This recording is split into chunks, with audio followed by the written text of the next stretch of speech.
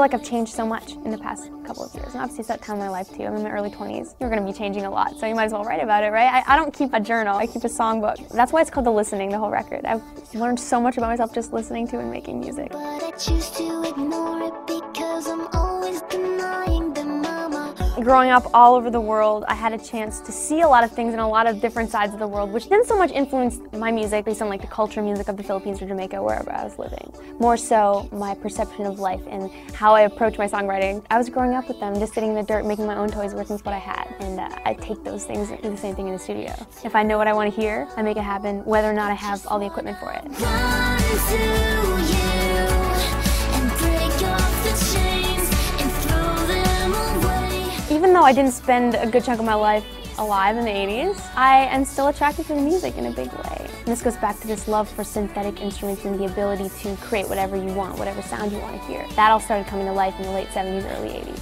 All these synthetic options, and that's probably what draws me to it. I mean, especially in the 80s, people were being very indulgent with it.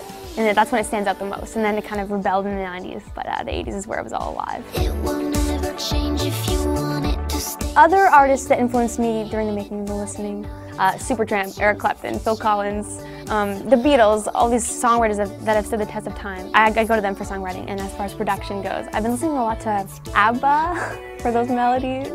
M83, Justice, I love Depeche Mode, I love Human League, a lot of the 80s new wave stuff, Cyndi Lauper, all the production in those where you get those 80s synth sounds that they just pulled sounds from anywhere and made it happen and made it work in the song. That's inspiring.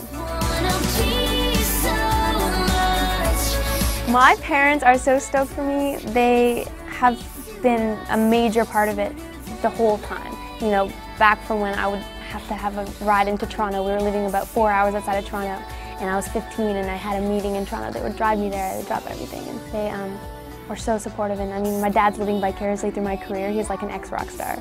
So he's like, I want to be a roadie. I'm like, keep being an architect. I'll be a musician.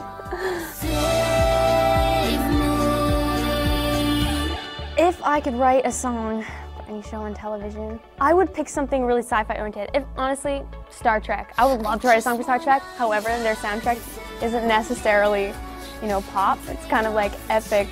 I would love to make instrumental music like that, but I'm not James Horner. So I guess if I had to pick something that made more sense, I would go with like Battlestar Galactica or something, and maybe like a love scene. At this point, I've been touring for over a year now, and surprisingly, nothing terrible has happened. I mean, you get into little fixes, like we were broken into in Seattle, and it was the second time we were broken into. They literally went through my merch, pulled out their sizes, and they only took the merch with my face on it. They left the other one without my face on it, so it's kind of flattering. They took their sizes and left one of their sweaters because they took one of our coats, so they traded it off, and there was like dried up weed in the pocket and stuff. And we learned a lot about this person just by what they like left in our van. But it was weird.